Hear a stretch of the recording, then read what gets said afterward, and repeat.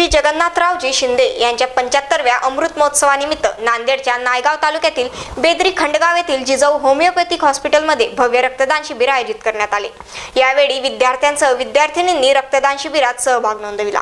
या कार्यक्रमाचे उद्घाटन नांदेड जिल्ह्याचे खासदार प्राध्यापक रवींद्र पाटील चव्हाण यांच्या हस्ते करण्यात आले। यावेळी नायगाव तालुक्यातील मेडिकल स्टाफ मोठ्या प्रमाणात उपस्थित होता।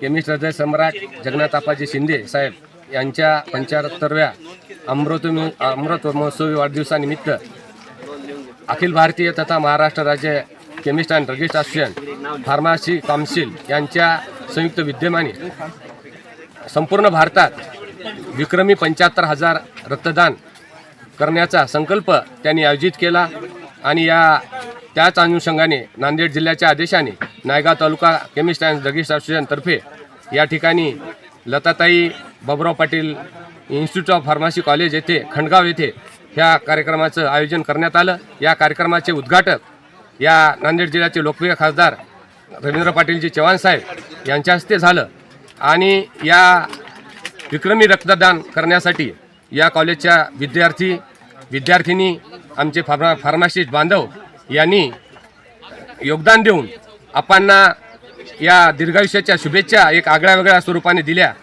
त्याबद्दल मी सर्वांचे धन्यवाद मानतो आणि आमचं पण आयुष्य आपणना मिळो हीच ईश्वर चरणी प्रार्थना करतो आणि आपाच्या चरणी या अमृत महोत्सवी वाढदिवसानिमित्त शुभेच्छा देतो। जय हिंद, जय महाराष्ट्र। कोणत्याही व्यक्तीचं किंवा महात्मांचं संतांचं जे जयकार का होतो की समाजाचे काही प्रश्न असतात ते पूर्ण गव्हर्नमेंटला पोहोचवणे किंवा गव्हर्नमेंटचे काही अडीअडचणीचे तुम्ही कायदे कानून असतात ते केमिस्टांचे नागरिकांचे सुधारणा करणे किंवा त्यांना मदत करणे त्याच्यामुळे त्या व्यक्तीचं जे जयकार होत असतं। त्यापैकी आमचे आप्पा माननीय आप्पाजी आहेत मागे पण पूर्ण त्यांच्या काळामध्ये जे काही केमिस्टांच्या अडचणी समाजाच्या अडचणी होत्या ते कायद्यात बदल केले त्यांनी, पण गव्हर्नमेंटला सांगणे किंवा त्यांची काही पर्सनली काही अडचणी असेल तर त्यांनी सोडवलेत त्यांनी।